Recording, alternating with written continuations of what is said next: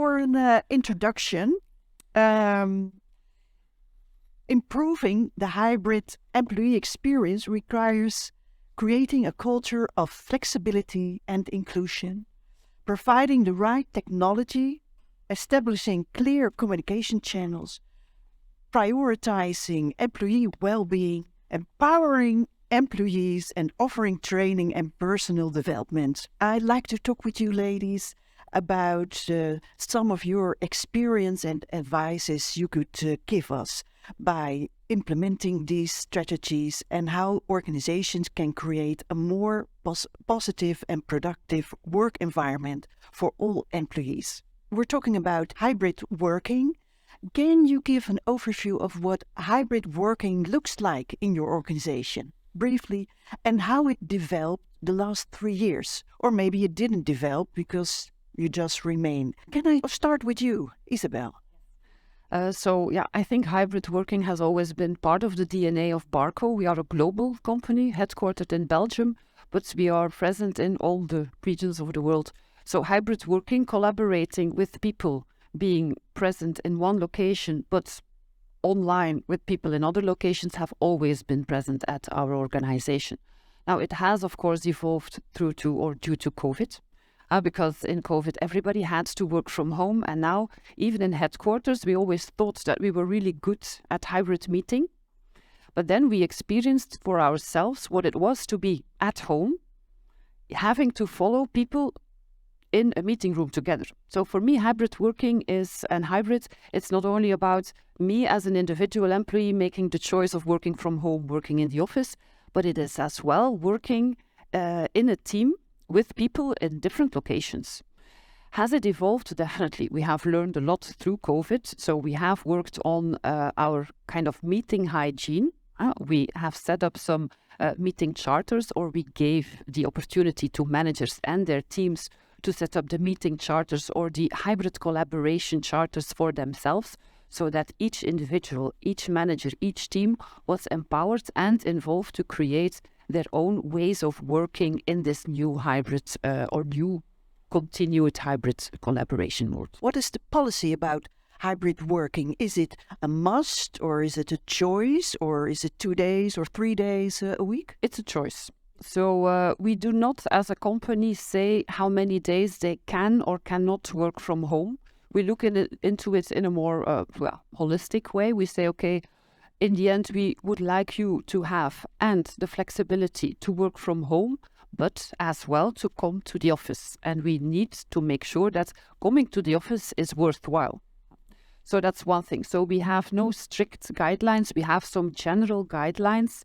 And then, of course, we give the empowerment and the responsibility to the teams, the people leaders and the employees itself to come up with their own approach, their own agreements in that hybrid working.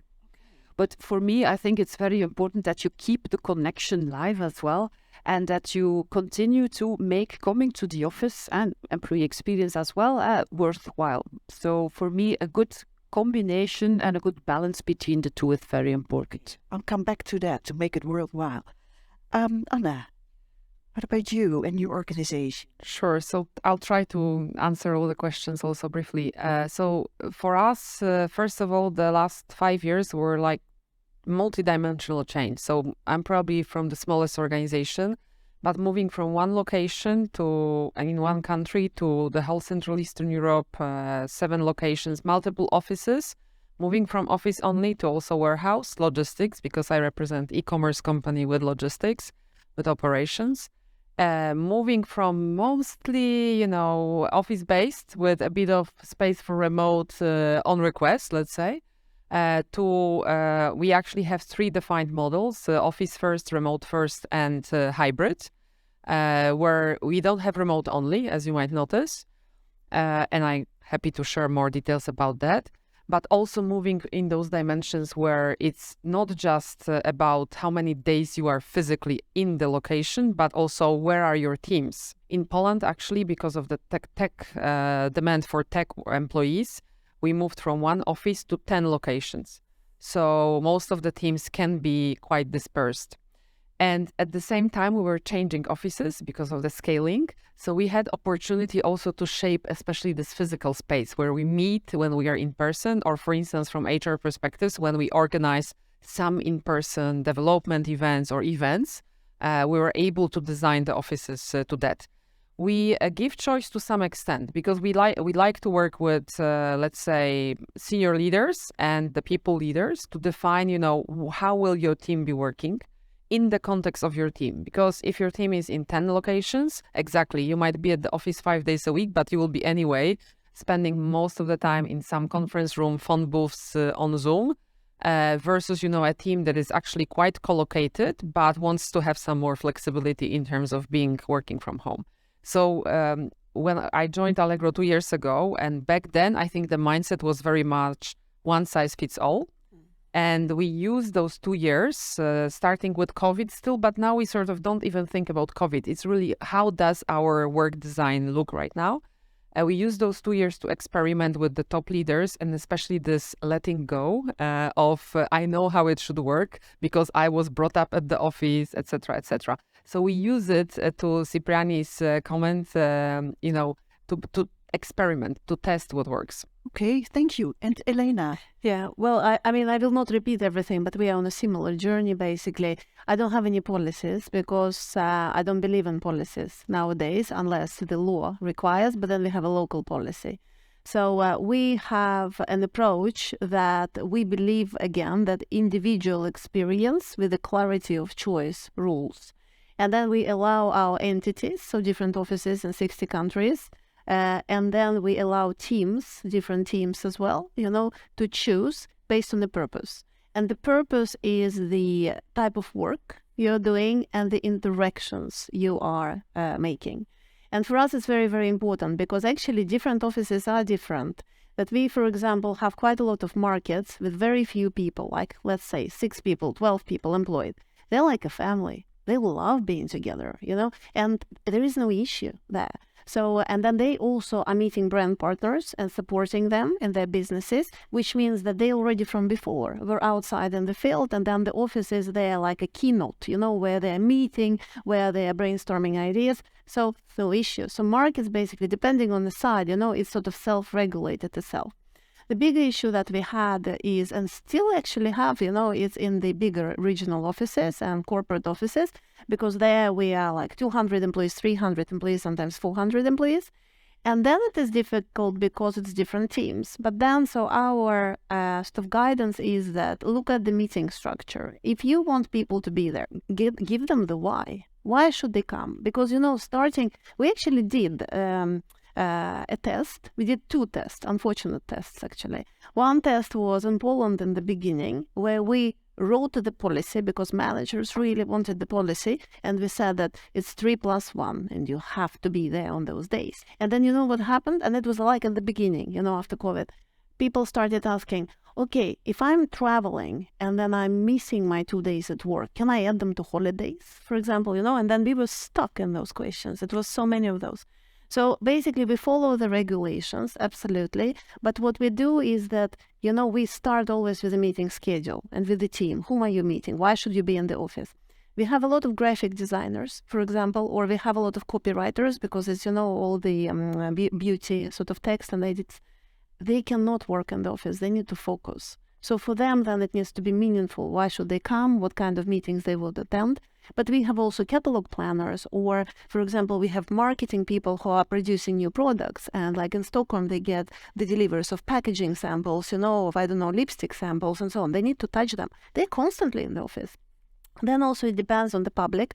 In Stockholm, we have a lot of people who are just after university coming and trying out, the beauty career. They just want to be there. It's their social life. I actually have, I would say 2/3 coming on a permanent basis all the time in Stockholm out of 300 people, no problems. But for example, in Poland, it's a different situation. It's more homogeneous environment. It's more people with small kids. They prefer to work a bit more at home. So we're sort of like now trying to find our way. But again, individual experience with the clarity of choice, what is legal, what is not legal, how do we support productivity, how do we support cooperation, and also why. Whom are you meeting? Why should you be there? Yeah, and what you mentioned on, and it needs to be worthwhile, coming to the office. So you need to make sure that you know, okay, why am I coming to the office that day, and can I do it at home, or is there somebody that I need being at the office as well to do what we need to do? So that purpose, the why, is very important. But in your story, I hear, it's the team and the domain you work in, the individual expectation or experience, yes, but for us in Barco, it's the team results and the outcome, which is important, and sometimes more important than all the individual expectations. And that's not easy. That's not easy for a manager to manage. So that's why we really need to support and enable our managers, our people leaders, because they play an important role in this, to make sure that they can have these kind of discussions, that there is enough trust in the team to speak up and to ask for the feedback and to make sure that you have kind of a good team solution in working like this. Okay. And if I start with you, Anna, and other ladies, what kind of experience did you improve to improve hybrid working? Yeah, so I think, building also on what you said is actually, I think the biggest improvement of going through those topics was the relationship and the point of people leaders' role. So I think, the listening of people leaders, exactly, because also in Poland it's cultural, like people like policies, and then they have 1,000 questions about, the special cases. It's about how your role changes. And I think, then it is a journey with people leaders of, who am I? Yesterday, we mentioned also the changing role of people leader and how much choice I have. What is really my role in building, asking those difficult questions, not necessarily satisfying everyone, but actually being and owning the experience of my team, speaking up about tough things when needed, but also bringing down some rules, some, directions, goals from the top. And I think, this is at this stage the biggest change and a sort of pivot for Allegro of the past years. Also because it coincided with a lot of additional changes. I think, in terms of macro and micro, if you name it, change in business, we've had it. So that's, I think, the one I would mention. And Isabelle, you were in talent and development. Did you improve experiences in talent and development? Well, let's say in learning and development, definitely. Because before COVID and before the experience and before we went further in the hybrid collaboration, we did kind of organize each training in each region separately. Now, what we definitely changed is that in our learning approach, already we have a blended learning approach, so e-learning, live webinars, etc., internal, external training. But what we do more is really hybrid training. So we have global training programs, for instance, for managers, as we are talking about enabling our people leaders. Our management enablement program, for instance, always has an online part of it and a live part where we use a hybrid training setup. Of course, we have the luxury that we sell a solution at the virtual classroom We Connect by Barco, but we use it ourselves and drink our own champagne. And that's a really great opportunity to bring people live in the room and bring in people online who can be live in a room, for instance, in Shanghai or in Noida in India, following the same training. Of course, there are a lot of challenges in organizing that. You have to make sure that it's inclusive enough so that you make sure that the time zone is relevant, that it doesn't take too long, that there are good guidelines on how you do your breakup or your discussion sessions with the participants of a training, etc. So definitely we moved on there, and we see a lot of positive feedback because one of the things for me is very important is always ask people, involve them, ask for feedback, and change and improve what needs to be changed and improved. And we received a lot of positive feedback of participants in training programs, as now they really feel part of a global organization instead of only the local team, and that they really learn from the different cultures, the different challenges that each people leader, for instance, or employee has in a different region, but the similarities as well in the challenges. And that is really enriching in the way we look into our learning and development for the employees and the managers participating in a program. Thank you. And Elena, what kind of experiences did your organization improve to improve hybrid working? Well, I mean, improve and improve. I mean, some people think it's nice, some people don't. But, I will be very practical, actually, because you spoke more about, leadership, you spoke about learning and development. We do those initiatives, of course, as well. I will speak actually about physical space, and I will speak about communication, because this is very hands-on. We actually redesigned all our offices, practically nearly everywhere. I must say that I, as a person, don't believe in activity-based spaces, because this is unnatural for a human mind. If you think where you sit at the table at home, for example, you sit on the same place, right? So, and you have your favorite chair, and you sleep on the same side of the bed, I'm sure, So, and this is how we as humans behave. Unfortunately, it is very costly, to preserve big offices when it is a hybrid. So we actually went over to activity-based. Even I sort of struggled with it for many, many years and tried to hold off. But now we are there, and we have different setups now around the world. We also catered more for, what sort of tasks are you performing? So if you need to sit by yourself, or if you want to sort of like have a creative space, or if there are meeting rooms, cooperation, and so on. And then in small locations, we actually went into co-working. And then we are either buying people, like the tickets to come in, or actually now we ended up with renting our own space, but in the co-working area, so that people can share with other companies. And here we actually learned quite a lot, because it was sort of like a very difficult journey. We also tested being without an office in Portugal, where there was a COVID. We didn't prolong the lease, and then sort of people were without an office. Experience dropped like this. Everybody hated it, that they didn't have anywhere to go, so it's not for us. But what we've learned now is that, again, one size cannot fit all. So what we are looking at now, that some people, they really do come to the office all the time. They either don't have like living conditions, or they just love it. They just love it. This is where they work the best. So for those people, for example, in some locations, we are now offering that if you are there at least 4 days a week, then you can have your desk. And then, we put your name on it, and that is fine. But you sort of have to think rationally and really come there. Otherwise, you're really occupying, and not making it easy for other people. And that's fine. It works, For people who never come, we actually removed the hubs, so to say, because they used to have storages, for example, or, for example, functional rooms, we call them, where the team can meet. So, for example, we had it for artwork people, they had the special sort of like development area where they had a special lighting. So they never came. So we removed it and we gave it to marketing team, for example, for product sampling. So this is what we are doing. If it's a good experience, bad experience, I don't know. We are sort of trying all the time. But this is absolutely a new thing. And communication, we actually started to communicating more to all. So if you think like my approach to communication now in my team, it's more TV production, Netflix, rather than boring corporate events, because this is who we are competing with. And we got really, really inspired early on by Tony Robbins, and how he organized his events. So basically, our internal events now, we put all 3,000 people, 4,000 people on the screens, so that all the faces are seen, in the big, big studio. And then sort of you talk to people have a dress code, everybody sees each other. And it became a tradition, and now we're using it for our brand partners as well. So it's sort of like it shaped up a new approach to digital events that we didn't have before, but we're actually using them well for business as well. Okay.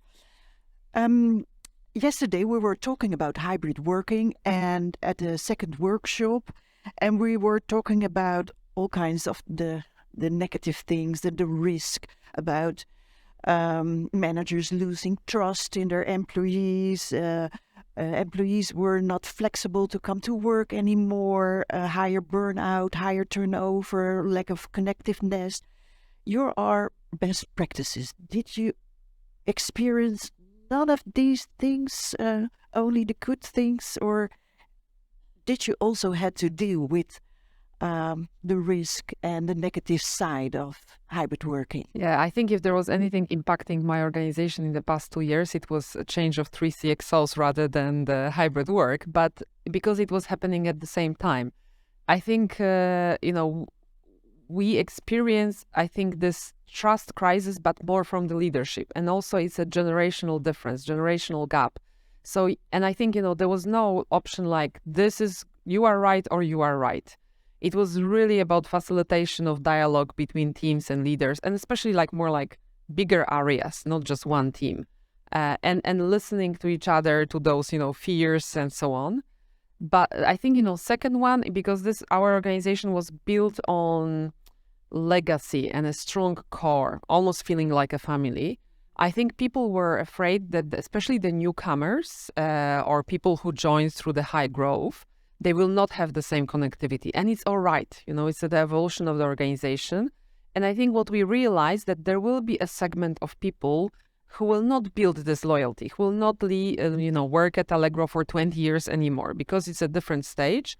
And also because I believe there is a segment of, call them giggers or nomads, who will join an organization, who will not want to belong to the extent we discussed belonging yesterday as well, right? Who will not want to belong to this extent, but we still like them. We still want them to be part of our organization.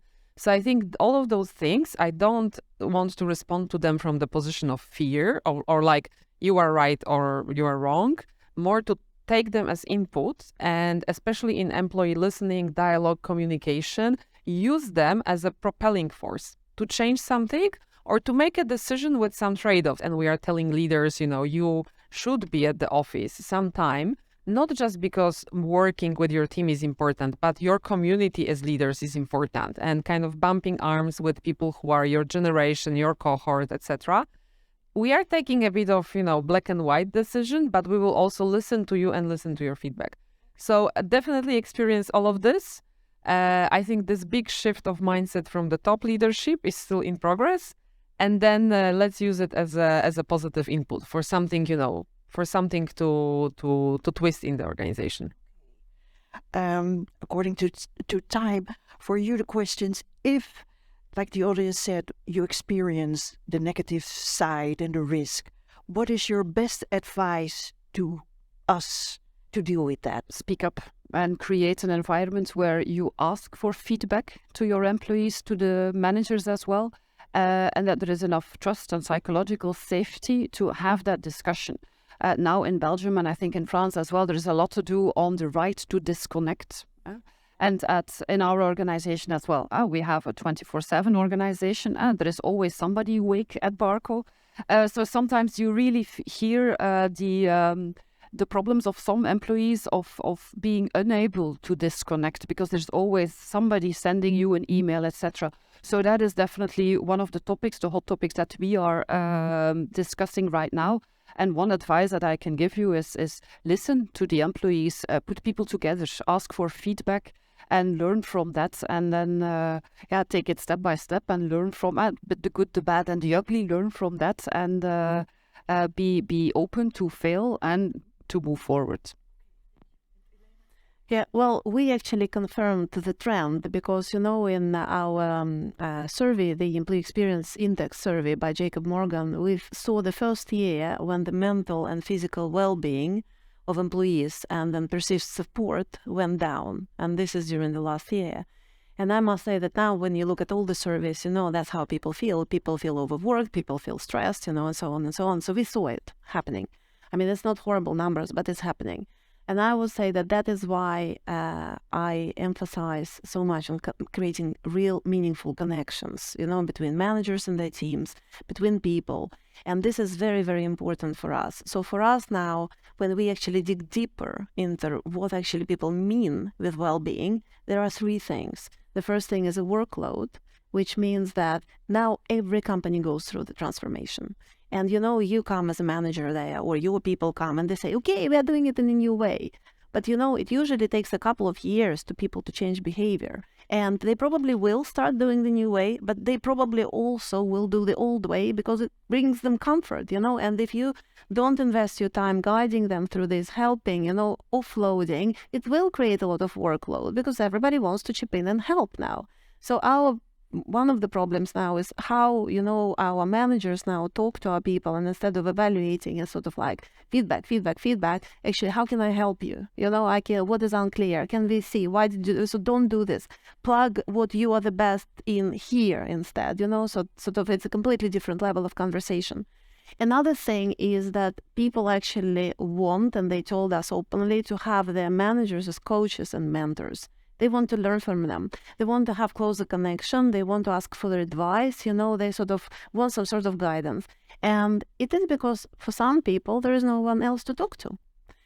But some people don't want it, but some do. So we are now actually focusing on that. And we are also focusing, how do we enable then our leaders to be able to have these conversations? And to be able to have this conversation, you really need to be secure in yourself. So we are investing very much in our leaders now as well, so that they can take it to the organization. And the last thing was that people are in generally very stressed about everything that is going on. We are in all those emerging markets. I have a very big organization in Turkey. They're sort of paralyzed now, waiting for the next week, and we're dealing with those things all the time. So here we actually, in the bigger offices, so we are now doing one pilot in Stockholm, one pilot in Poland. We did the same in actually Ukraine and Russia. We are bringing in psychologists, and we are having sessions for people. And this is totally confidential, and people can book them. It's not like all the time. But there are slots you can book, and we are sort of like testing now how much, but we are sort of enough 8 hours a week, for example, in Stockholm office. Psychologists are available, and then you can book them. And the interesting feedback that we have from them is that 85% of conversations are about personal matters. They're not about work. But, people appreciate it so much. It helps them. And I believe that this is my advice. Care for real. Because if you do that, then everything else will sort itself. That's a lovely way to end our discussion.